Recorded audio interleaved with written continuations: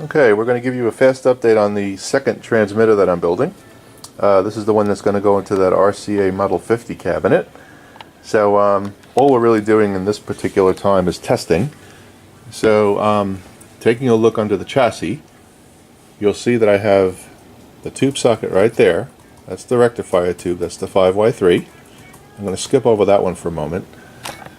Up there is the 6SA7. And up there is the 6L6G.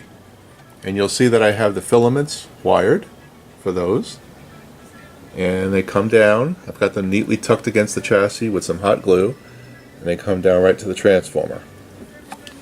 Looking over here, you'll see obviously I have the 5 volt and the high voltage rail.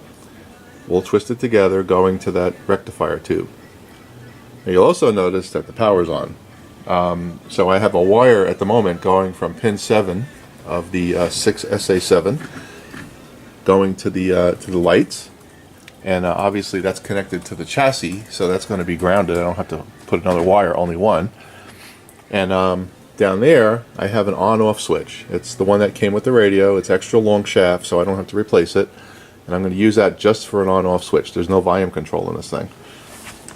Okay, looking around the front side, basically, you'll see there our tuning cap. That's going to be our 6L6. That's going to be the 6SA7. That's our rectifier tube. And that socket right there that you see is going to be my capacitors. And you're wondering, how's he going to do that? Let me turn the power off on this thing first so we're safe here. Okay. So, I found an old stock octal pin capacitor can, and it's 47 450 47 450. This is not the one, this is an old one, but that's where I got the idea from.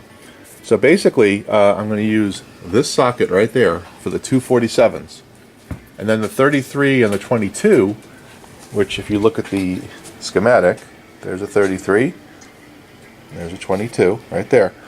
I'm going to mount those underneath here because there's really not going to be a lot of stuff under here. So that pair of 47 filter caps are going to be, which are these right there, are going to be replaceable. I think that's a great idea, using one of these types of cans. So we'll see how that goes. If I don't like it, I always have a fallback. This is my original can that I was going to use, and I can convert that base to an octal base if I had to. So that's what I'm going to do with the electrolytics. And then, like I said, I'm going to have plenty of room under here. Really, all I'm going to need is just a couple of terminal strips here. And that's going to be good. I am going to put a terminal strip somewhere in there to connect the capacitors and all that stuff, and probably a few more in there. And then I have my inductor built out. This is the one that's 50 and 20. And if you look at the schematic, it's right there. 26 gauge, 20 turns and 50 turns with a center tap. And I've built this one right here, and you'll see I've got it on a piece of toilet roll.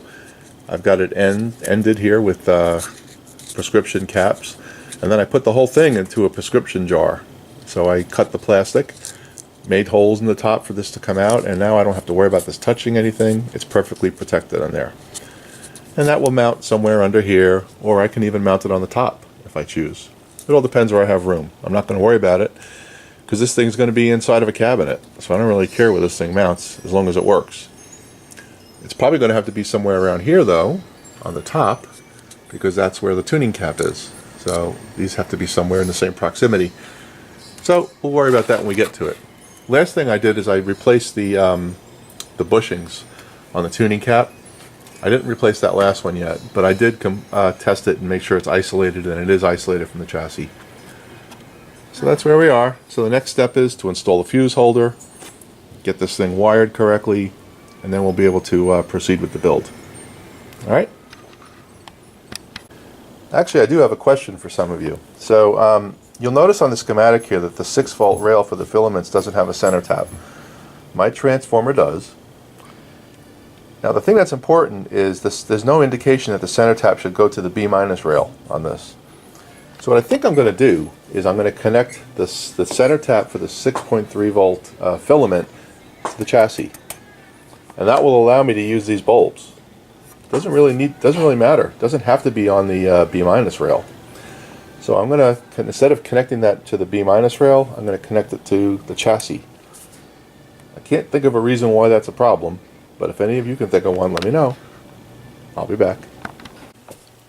Hey everybody, so as you know, this is a short video. I am going to be away for a few days again, but I did want to ask you that question about the 6.3 volt rail on that radio. So what do you guys think?